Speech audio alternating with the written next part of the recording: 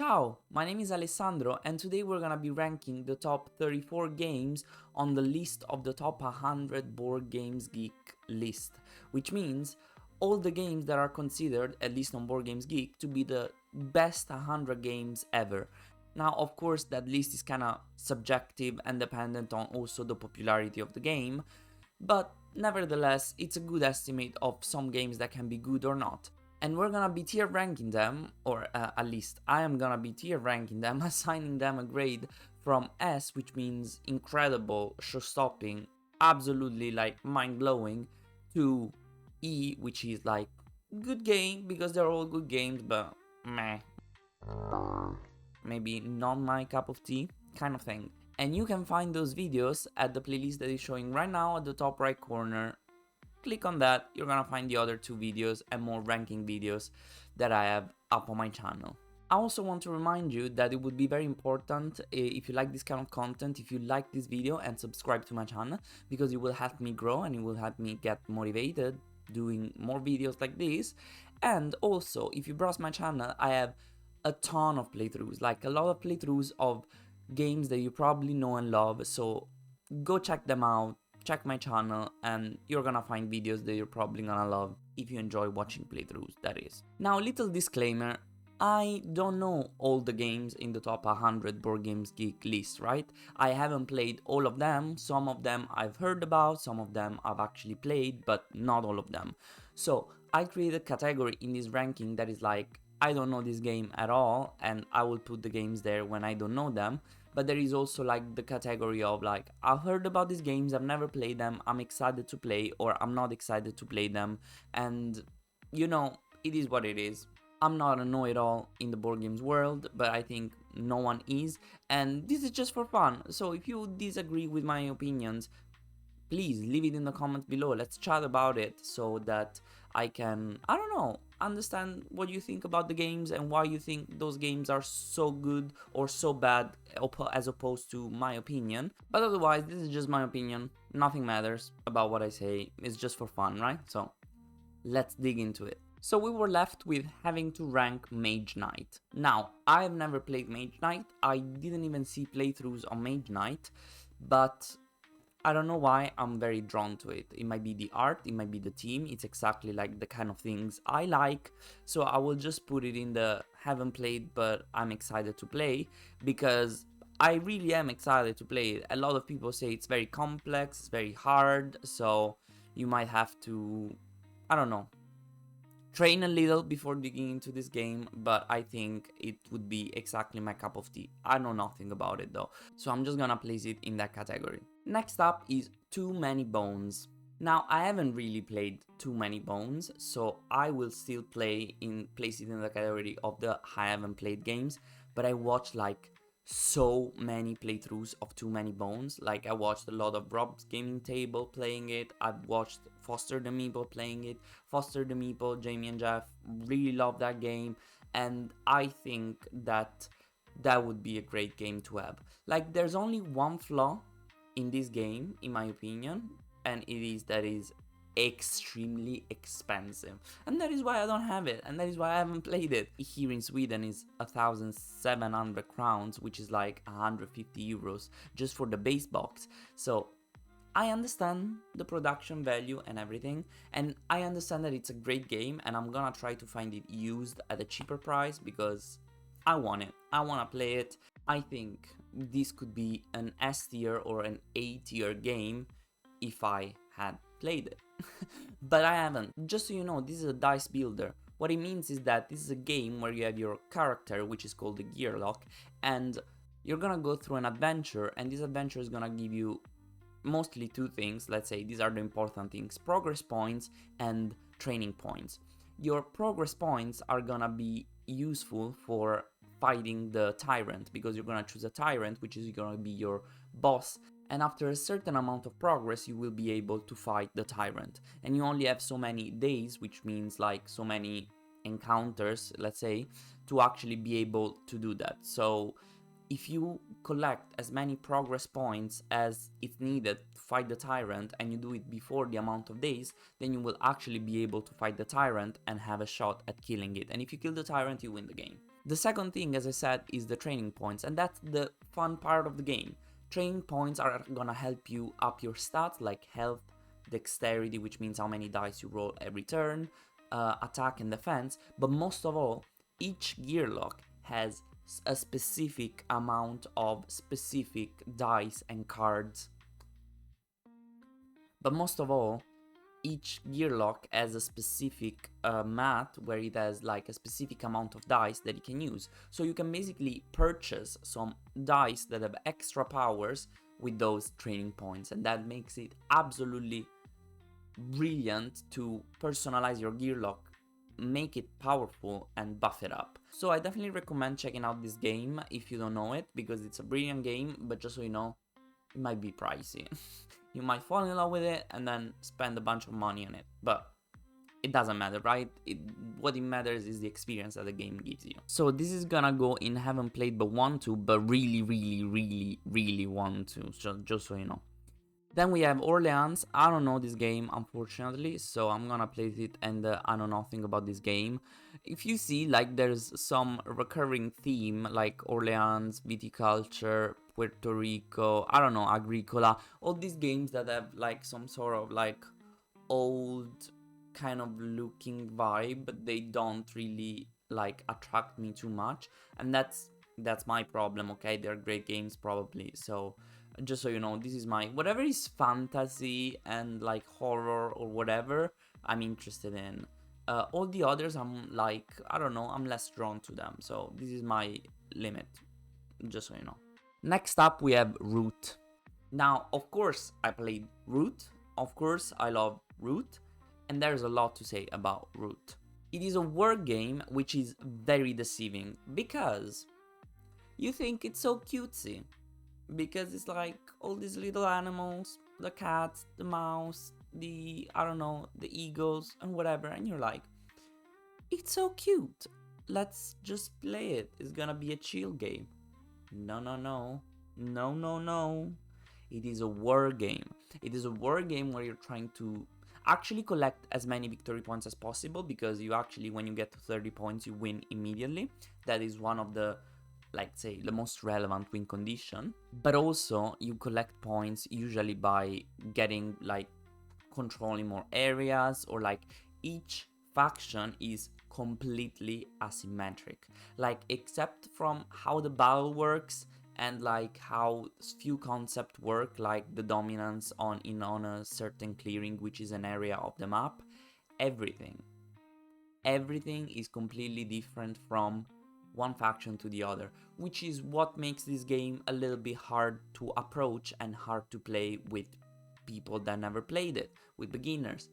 So you really need to invest some time in understanding this game, and then you're just gonna love it, because you're gonna want to try all the factions and how every faction works and every strategy with the different faction and so on. So as I said, it's a little bit complicated to explain how the game works, because each faction works in a completely different way, but what I will say is that it is, to be like so different in each faction, it is extremely balanced in my opinion.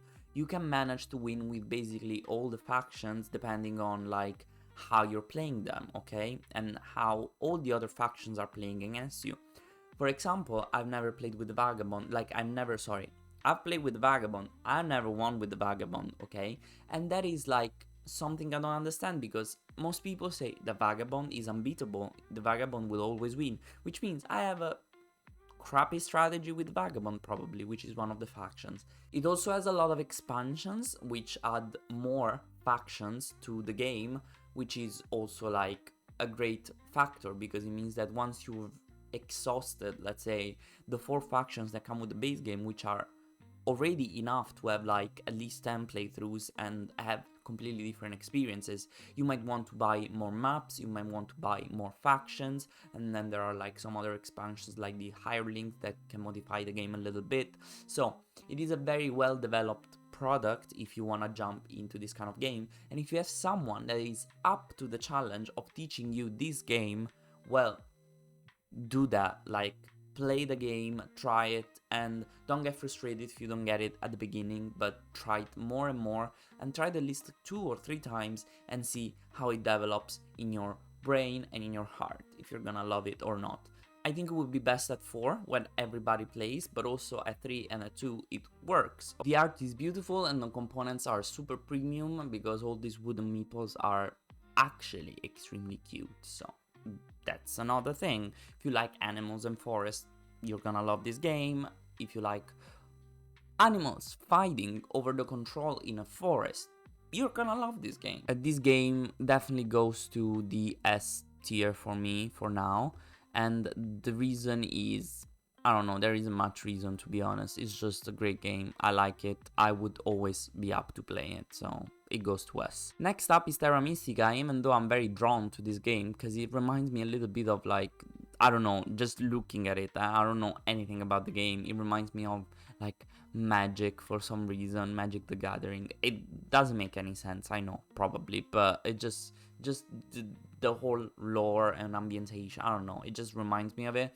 So this is gonna go in the I know nothing about this game, because I don't know anything, but I would be up to try it. Next up we have Wingspan, and to be honest, I don't have that much to say about Wingspan. I played it once, and my experience was okay. It wasn't great, it wasn't amazing, it was okay.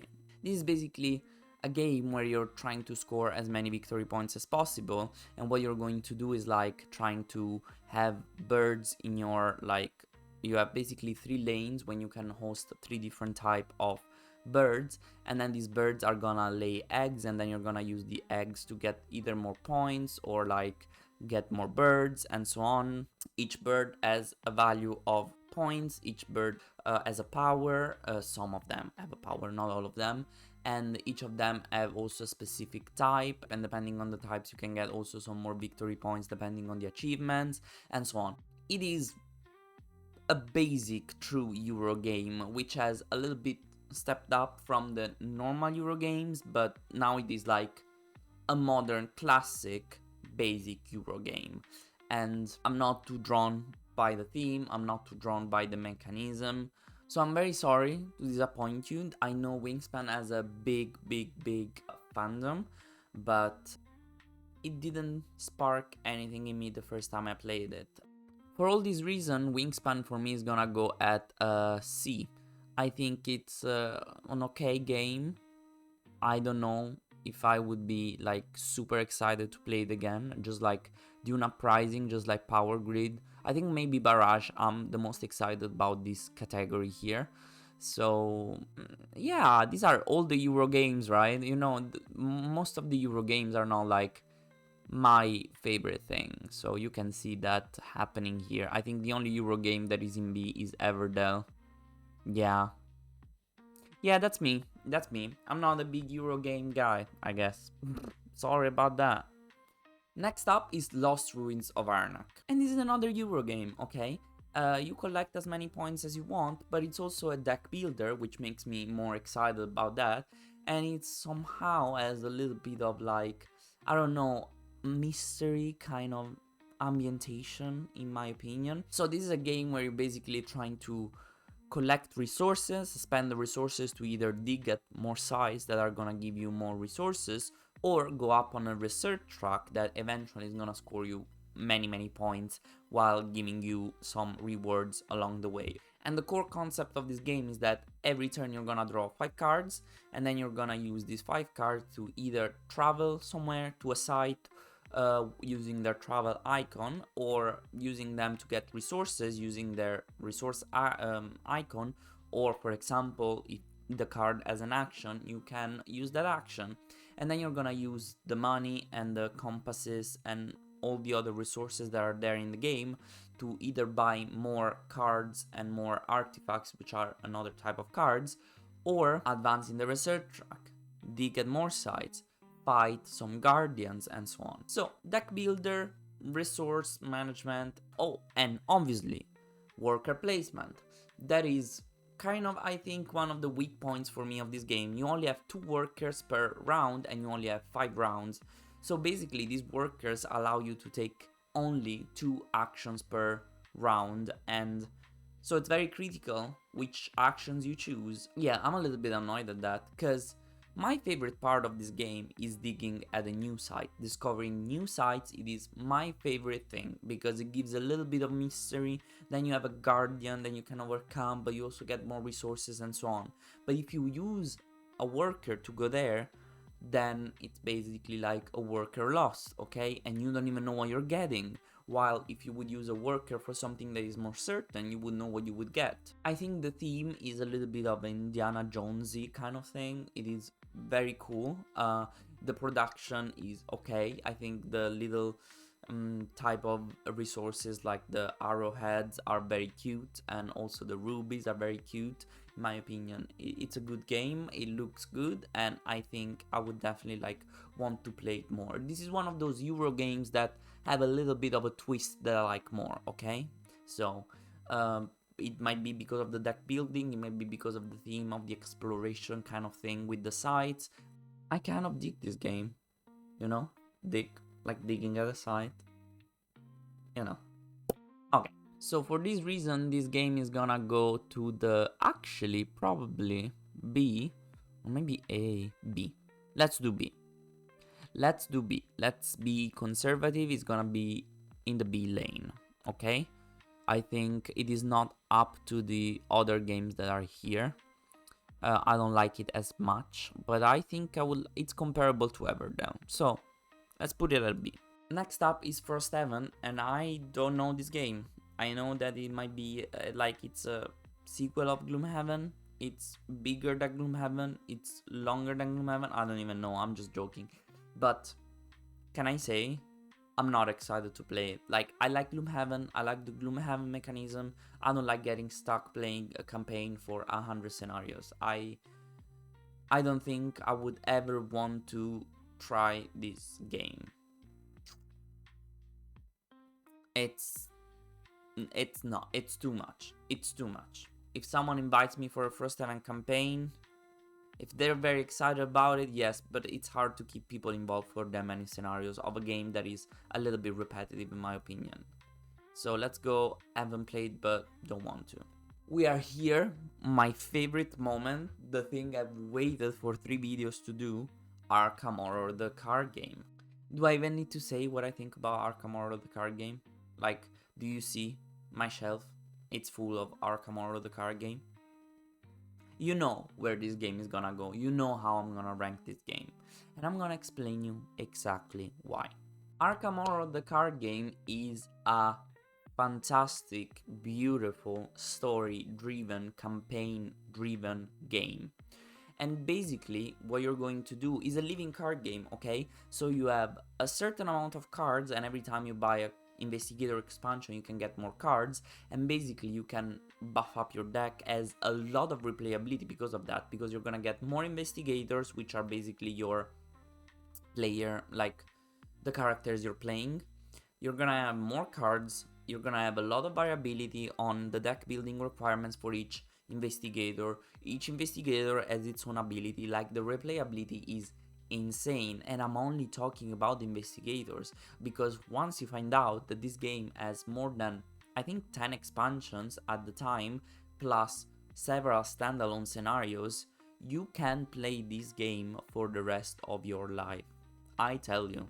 There's also a bunch of fan-made content for people who don't have enough of that.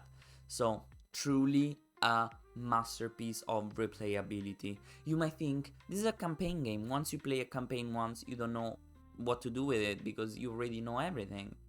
Not true. Not true, because this game depends a lot on the choices that you make along the way. So it can be every time a little bit different or completely different depending on the choices that you're making along the way. And how does this game work?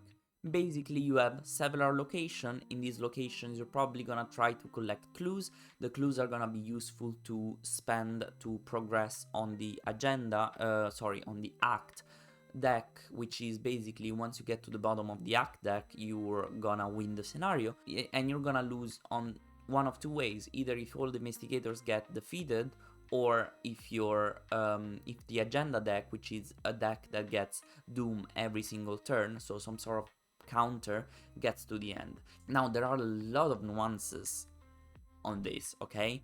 So not always the doom is gonna make advance the agenda, not always the clues are gonna make advance the act. Sometimes you have specific tasks, sometimes you need to collect items around the board, sometimes you're gonna find more allies, sometimes it is wildly different. Sometimes you have to fight an enemy and kill it to advance, okay?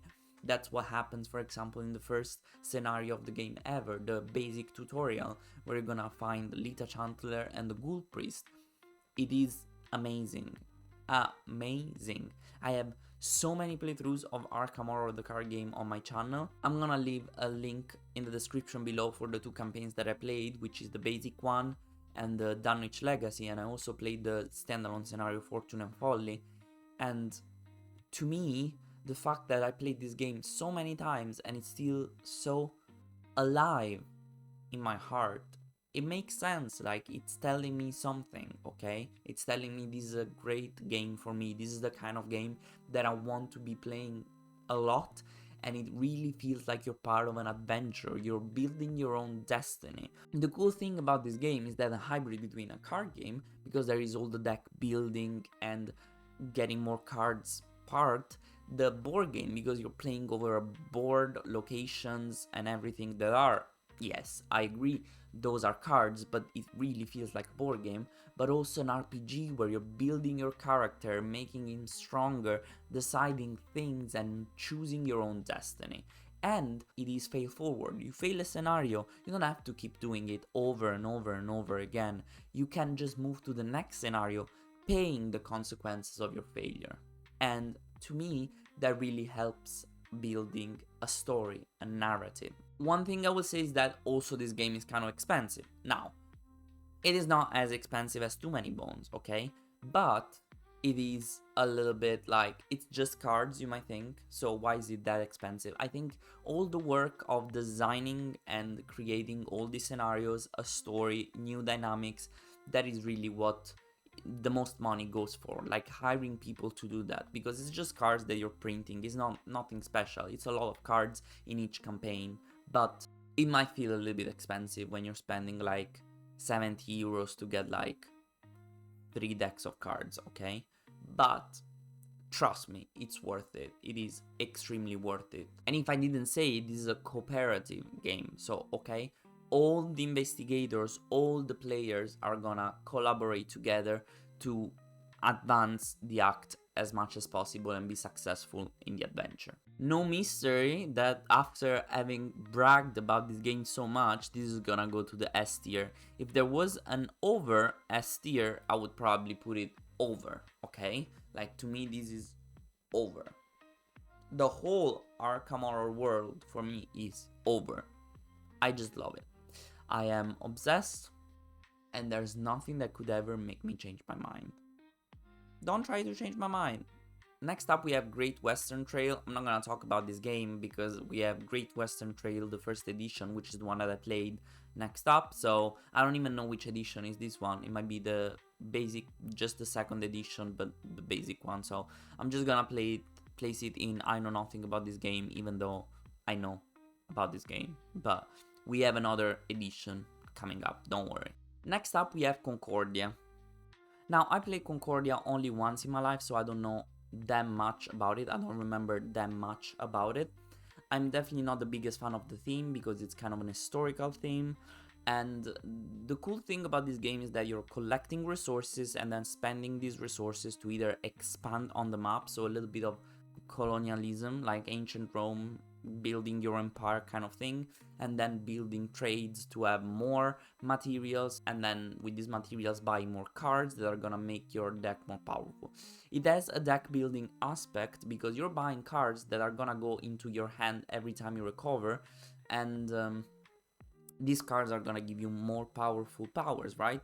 So that is the part that I like the most about the game, because I don't know, I like the building apparently, but I really liked trying to get more powerful cards so that I could get more resources through the cards. I didn't really like the part of the exploration and building and expanding thing. It's again a Euro game, a competitive Euro game. Not my favorite one, absolutely, by any means. Might also be that it was because we played it after like the day of my birthday and we were absolutely wrecked by the night before, so we were super tired. But it's not extremely complicated in my opinion, but I wasn't vibing too much with it. I am not the biggest Euro game enthusiast, as you might have understood, so the theme didn't vibe with me. There was just the deck building that I really liked, but all the other things, the production is an old game, okay? So I don't blame it for looking a little bit ugly. Sorry, Concordia, don't get mad at me. You look a little bit ugly, okay? For my standards, so yeah, that's it. That's it. So I didn't say much, but Concordia is gonna probably keep company to all of these, maybe even go to D. Let's put him to D. Like, Concordia, I'm sorry, you didn't, like, my heart is not beating for you. You're a good game, a lot of people love you. That's the reason why you're so high on the BGG ranking, but you're not my type. You're not my type. Now we have a Feast for Odin. So many people say good things about this game, and I don't know anything about it. I don't know anything about it. I think it's a very complex game, that's all I know. It might have a good amount of dice that excites me, but I don't remember exactly. So for this reason, I'm gonna put it in the category where I don't know anything about this game, and that's good enough, right? I don't wanna have like a biased opinion, but I would like to try it, okay? I would be up to try it, maybe once, then probably play it never again, unless I really love it. Clank Legacy. We talked about Clank in a previous episode, so I'm not gonna talk about Clank again, but I've played Clank. I've never played Clank Legacy, but let me tell you, I would absolutely play Clank Legacy.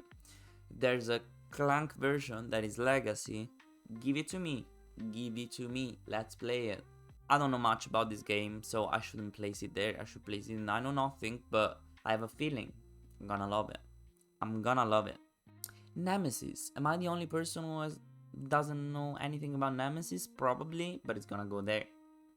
Brass, what is that? Brass? Lancaster? Brass Lancashire. Am I pronouncing this correctly? I don't know. I don't know anything about this game, not even the name, so I'm very sorry, Brass Lancashire. You're gonna have to go in that category. Now, Seven Wonders Duel. Yes. I might be alone in this, but I kinda like Seven Wonders. Like, all the people that play a lot of board games, I never heard anybody say, oh, I love Seven Wonders. I really like it. I really like Seven Wonders.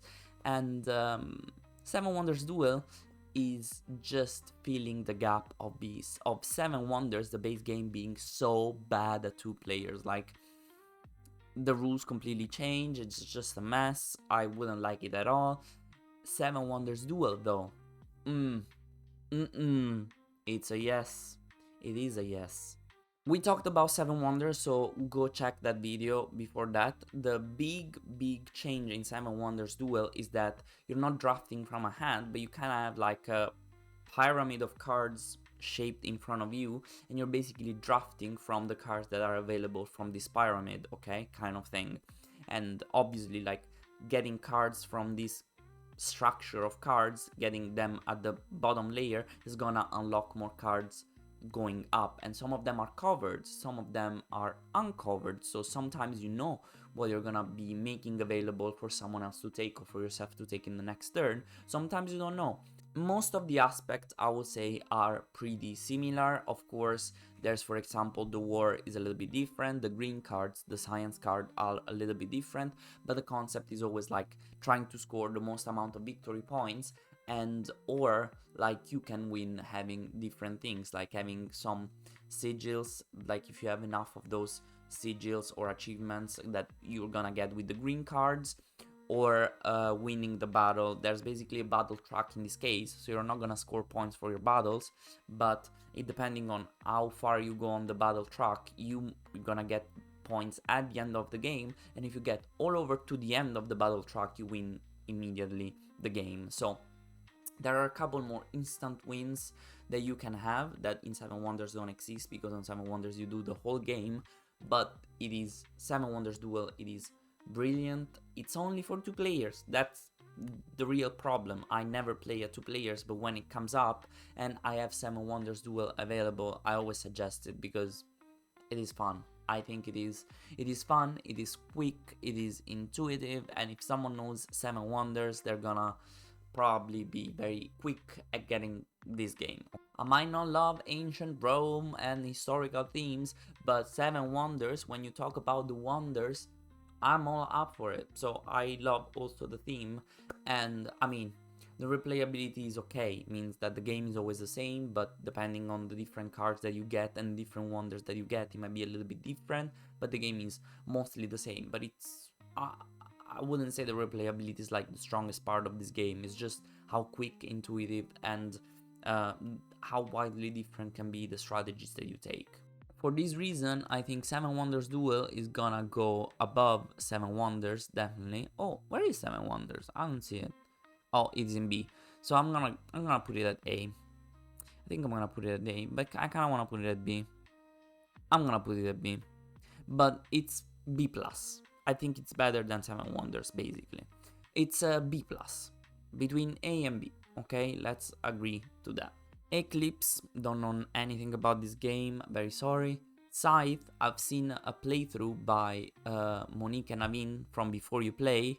Can I say, I didn't get this game. Like, I thought it was very streamlined, very basically intuitive, and I don't think I got this game. I really want to try it. I really need to try it because I didn't get this game when I saw the playthrough. Not that they didn't explain it well. I understood. Maybe they explained it so well that it made it look like so intuitive and streamlined when it's not. Okay. I would be very excited to play it though. The Castles of Burgundy. If you know me, you know I have beef with the Castles of Burgundy.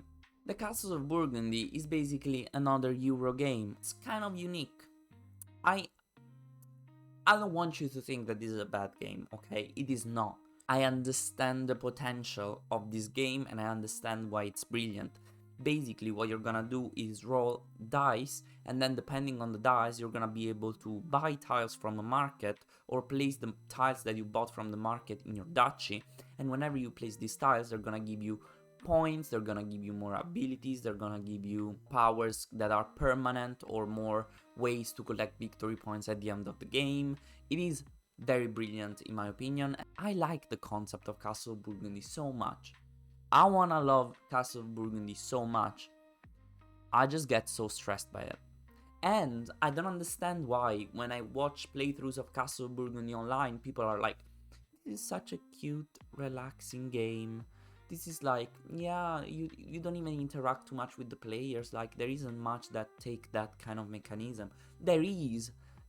Like, if you steal my tile because I want that tile, I'm gonna be mad at you for the rest of my life. You're taking away the possibility for me to score a shitload of points just because you want my tile. Sometimes it's not even because they want your tile. Sometimes it's because they need that tile for themselves, okay? And I just get so stressed by it. Because I see the tiles, I have a plan, and then the plan is screwed up. And then I have to recreate the plan. I make a new plan, someone takes the tile, and it's screwed up again. It stresses me out so much. Nevertheless, today I'm gonna play it solo and see how that works. Because it looks interesting solo, it has a solo mode which is very fun, but it also looks kinda stressful. I've never seen anybody win online in the solo mode, so I don't know if I'm gonna win. I don't think I'm gonna win.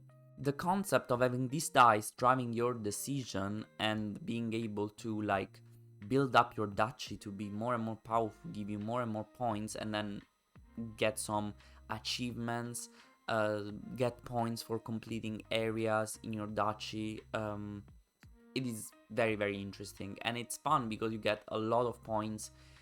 Not every turn, but you can start getting a lot of points quite quickly. So I think it's right to be that high on the ranking, but it is also my right to not being so excited to play it because I get stressed by it. okay? Maybe I should let go of the making plans ahead, you know? There's like some mechanism that I really understand, like the good tiles. Does anybody ever care about the goods in this game? So maybe your experience with this game is gonna be wildly relaxing, okay? To me, it's wildly stressful. That's probably the beauty of the game. I'm gonna place it at D, knowing that it probably deserves a C. Probably deserves an A as a game. It's so unique, but I don't want to place it with Azul. Okay, Azul to me is like a no-go, but I'm gonna place it with Concordia. I think, yeah, it's fair. It's together with Concordia. I think it's fair. It's fair. Next up is Great Western Trail. I have played Great Western Trail only once in my life, and it was quite recently. Okay, so my opinions might be biased by that. I've also seen a couple of videos about Great Western Trail. So what is Great Western Trail about? It's basically like every time in every turn you're gonna try to go up a trail that leads to Kansas City. Whenever you get to Kansas City, you can sell the cows that you have in your hand. So it's kind of like a hand builder, deck builder, where you can buy more cows to make your deck more powerful and more expensive with the cows. And then whenever you sell the cows to, depending on the cow's value, you can sell it to cities that are gonna give you more benefit in the long run. Now there's a lot of different things in this game. There are the buildings, so along the trail most people are gonna try to place buildings, and these buildings are gonna give you like some powers or some more actions that you can take. Some of them are gonna force your players, opponents, to give you some money, because obviously this is a competitive game, and you're just gonna try to get as many points as possible. Great Western Trail is basically a point salad. There are like 15 different ways that you can score points, and they're all valid, they're all equally important, but this also makes the game a little bit chaotic, okay? You never know like how well you're doing. I think the concept is very good of Great Western Trail. The concept of getting to the end of this lane and then selling the cows and then going back, getting more cows, and then going up, selling more cows, on and on and on until there's basically a counter that tells you, okay, now the game is over. And on the road, you're also gonna be trying to hire engineers to move your train forward, and the train is gonna dictate how much you need to pay to send your cows like farther ahead. Or you buy more carpenters that are gonna help you like build more buildings, or you're gonna buy the cowboys that are gonna help you when buying cows. So there's a lot going on in this game. The theme is not particularly attractive to me, but I can see it's very well implemented in this game. If you like games with a lot of components and points, you're gonna love Great Western Trail. My performance in Great Western Trail was not the brightest. I think I did half of the points of the last person before me, making me last, but also like embarrassingly last. It's a game that definitely needs a lot of plays to get it, in my opinion. So repeated plays help the game. It doesn't have like a huge replayability because it's kind of always the same game. It's just a Euro game that you can keep playing over and over again, but it would be kind of always the same a little bit. Then obviously like you can do different choices and your opponents can do different choices, but more or less the substance of the game is the same. And I think I talked even too much about this game, because I'm not entitled to say too much about this game since I only played it once. I think it's gonna go at C. I think it is going to go at C. Maybe even at D. Yeah, I'm not that excited to play Great Western Trail again in my life. It's gonna go at D. I'm sorry, I know. Also, this is a big fandom, but Euro games for me is just like not the vibe. Unless they're great, like Arnak or Everdell. Now we have Through the Ages. Oh, but there's another version of Through the Ages here. I don't know what's the difference. I talked about Through the Ages when I talked about this game, so I don't know. Just go check the other video. I I don't know much about Through the Ages. I'm excited to play it, maybe. Probably it's not gonna be my favorite game ever, but Twilight Struggle, I don't know anything about this game. I know one guy at my Board Games Cafe loves it. I know that Jamie and Jeff from Foster the Meeple love it, if I'm not wrong. I kinda really wanna play it, but it's a 2-player only game, so it's hard for me to play it. But absolutely wanna try it. Still, it's gonna go in the category where I don't know anything about this game. Gaia Project, I don't know anything. I'm very sorry. Spirit Island. Spirit Island. Forgive my excitement, but I finally was able to play Spirit Island this week after long time wanting to try. Okay? I am very excited about Spirit Island because Spirit Island, it's a fully collaborative game where all the spirits are gonna try to eradicate the explorers, the invaders from the board. This is a very anticlimactic game and then climatic game, kind of. I don't know if that makes sense, but basically at the beginning you're gonna feel like you're never gonna recover because your objective is gonna be to take every single piece of the board, enemy piece. But then the more and more fear you instill in these invaders by generating fear and getting more fear cards, which is another very important concept of this game, the easier it gets for you to win. So at some point you're only gonna have to wiping out cities and towns, and then if you're good enough, only cities, and then if you wipe out all the cities, good, or if you get at the bottom of the fear deck before the end of the game, then you actually win instantly. So the way it works is that every spirit is asymmetric, so it has its own board, it has its own special abilities, and it has its own starter decks, points of weaknesses and strengths, because it has some innate abilities that can be summoned. So you basically choose some starting powers, they're called growth. So you choose a growth option that is gonna give you either more power to use more cards, or to draw more cards from a couple of decks, or you can put your presence out in the board. Then you're gonna be playing your cards, and to play your cards you basically have to spend the power, so some currency, let's say. The most important thing about these cards is that they can be either fast or slow, and that is very important because if they're fast, you're activating them before the invaders do what they have to do. If they're slow, you're gonna only activate them after the invaders took their turn. Okay, so you kind of have a phase where you're doing your thing before, and then a phase where you're going your slow cards after the invaders took their turn. That is very important because during their turn, invaders are gonna build more towns, build more cities, bring new explorers in the explore phase, but most importantly are gonna ravage, which means they're gonna attack the land, and if they deal more than 2 damage in a specific land, they're gonna first of all remove your presence from the board, but also instill blight. And blight is very bad because first of all you lose immediately if you get rid of all the blight, but also there can be some blight effects if you're playing with the blight cards that are gonna make the game harder for you.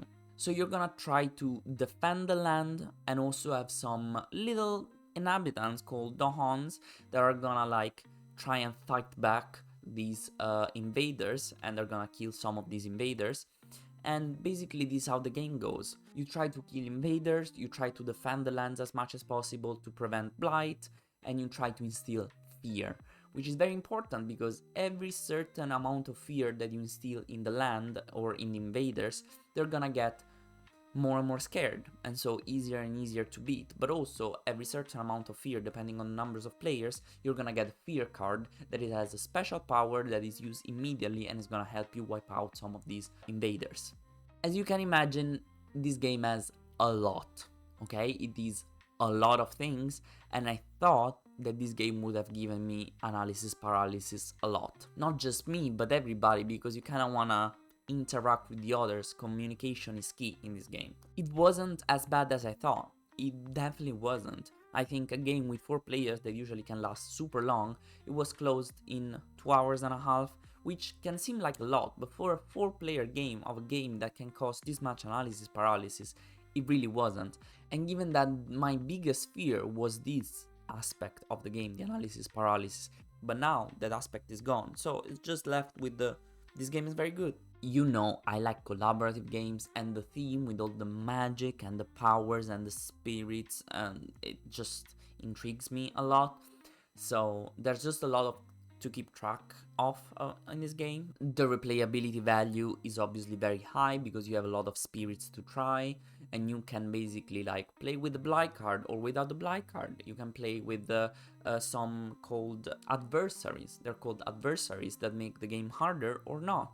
So many different things, and the deck you build every time is different because the cards you're drawing to get your deck bigger are gonna be different, okay? It's not really a deck, it's a hand, okay? I say deck, but it's a hand because when you recover the cards, they're all in your hand. This was valid also for Concordia. I say deck, but it's really like a hand of cards that you can play.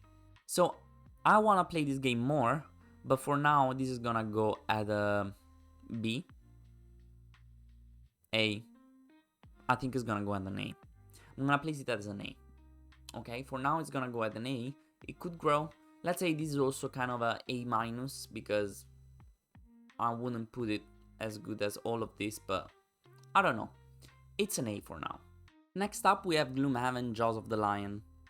I own Gloomhaven Jaws of the Lion, but I was never able to play more than 4 scenarios. And the problem is that it's a very long game with a campaign and it's very hard to bring to the table. You need to have a group of people that you're gonna play with a lot. Nevertheless, Gloomhaven is like a franchise that is so successful for a reason. It is fully collaborative. I mean, you're basically on a map, usually trying to kill all the enemies, but there can be different kind of objectives depending on the scenario that you're playing. But I would say most common one is kill all enemies. And the fun thing is that you have some cards at your disposal, and these cards you can either use the top or the bottom action and another card. So you choose 2 cards per turn, and you choose like the top action from a card, the bottom action from another card. So you really need to be able to find the combos that with the top action and the bottom action are gonna give you possibility to do everything you wanna do. Move, attack an enemy, push an enemy on an obstacle, push an enemy on a trap, or poison an enemy, wound an enemy, and so on. And another fun thing of this game is how the turn works, because you're selecting 2 cards and you're also gonna select the numeric value of one of these cards, which is called initiative value. And depending on the initiative values of all the players and the enemies, then you're gonna determine the order of action for the round. That is very unique because you don't know if the enemy is gonna go before you, after you. With the other players, you can try to make it work so that someone goes before someone else, and then you can basically have your action be more efficient. And the cool thing is that you're gonna upgrade cards during your campaign. You're gonna, if you play the normal Gloomhaven, not this one, you're actually gonna upgrade to more advanced types of characters so that you need to rebuild your character from scratch. I think that's how it works. You're gonna get more items which are gonna make you more powerful during the game and so on. I think Gloomhaven Jaws of the Lion is my favorite title of the series because Gloomhaven is far too long. Frost 7 is far too long. I have Gloomhaven Buttons and Bugs up there. You see it? Yep.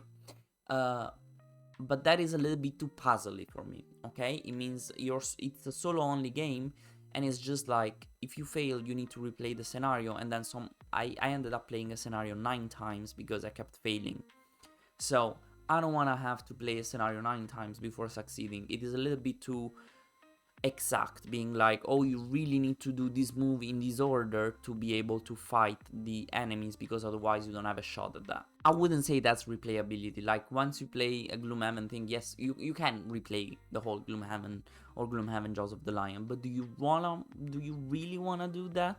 Because after you know the story and everything, yes, it can be a different experience, but I think you might wanna just go to another game. And that's why they created Gloomhaven.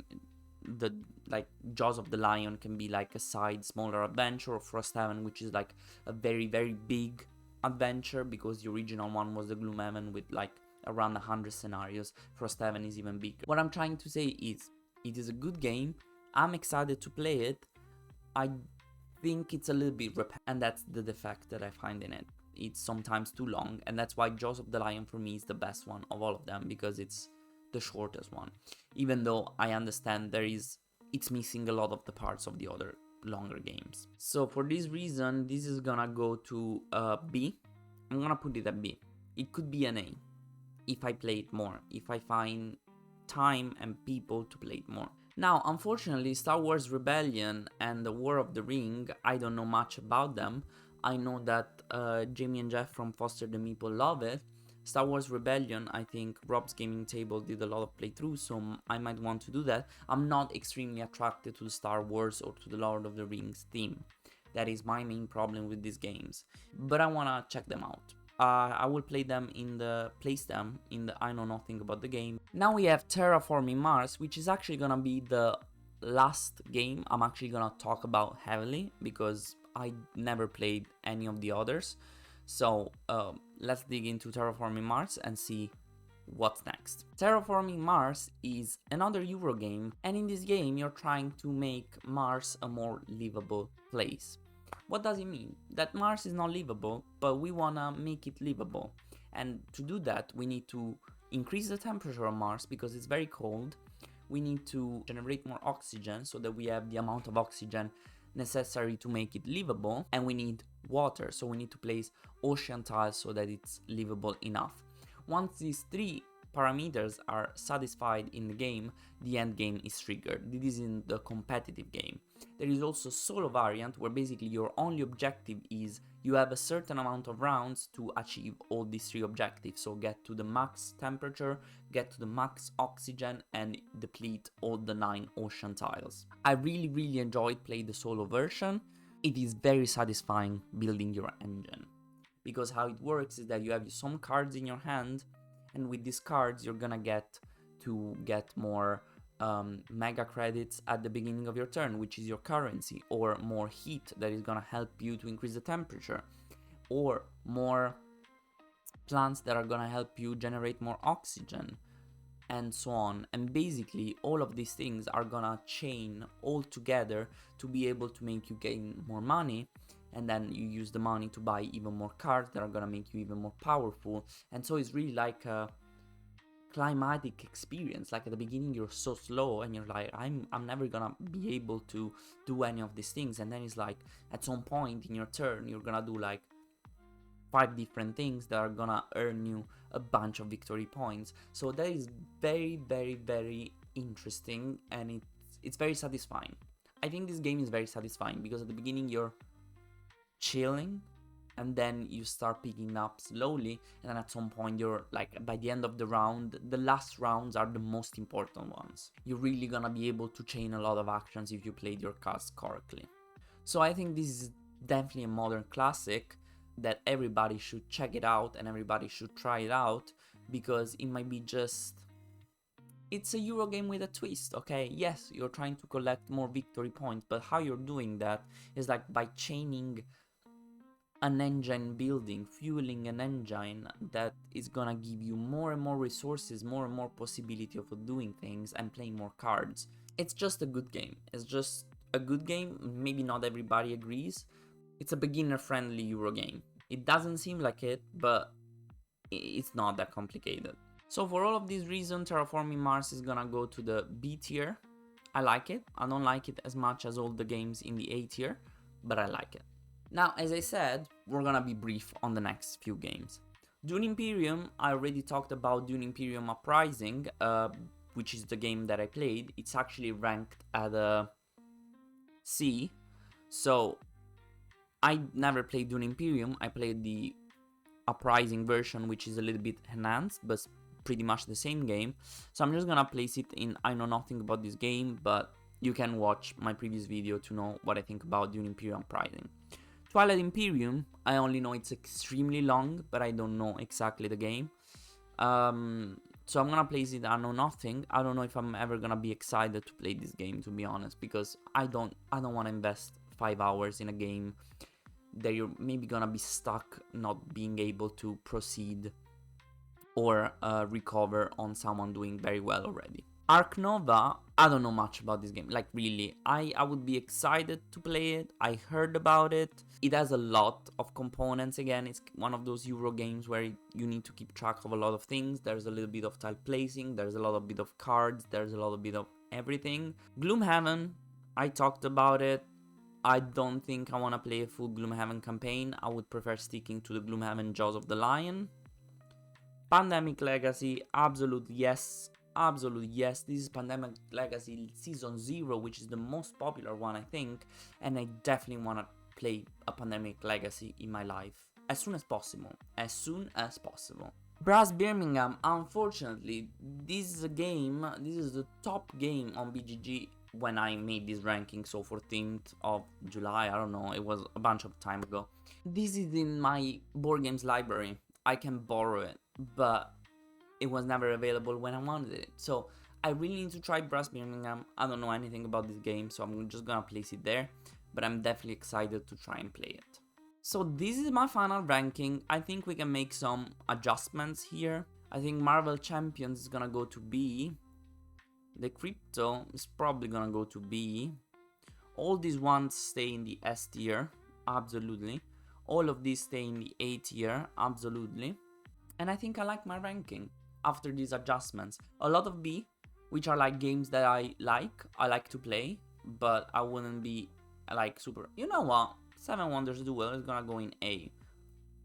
Yeah. So I hope you enjoyed this video, I hope you enjoyed this series. Thank you very much for watching, and remember that if you like this kind of content, to leave a like and subscribe to my channel. Let me know if you agree with my tier ranking, with the grades that I gave to these games. Amazing games, all of them. As I said, it's just my personal opinions. Please insult me, feel free to insult me in the comments if you think I'm completely stupid for ranking something so high or so low. But yeah, this is it. I talked way too much already. I'm gonna set you free. Go, my little butterflies. I also need to have lunch. It's almost 2 p.m. and I still haven't had lunch. So let me know if you like this kind of videos, if you want to see more. I will definitely make more. I definitely prefer playing playthroughs. I have a lot of playthroughs. Please check them out because I think you're gonna have fun watching them. And thank you. I hope to see you soon, or at least you see me soon. And thank you very much for watching. Have a good day. Ciao ciao.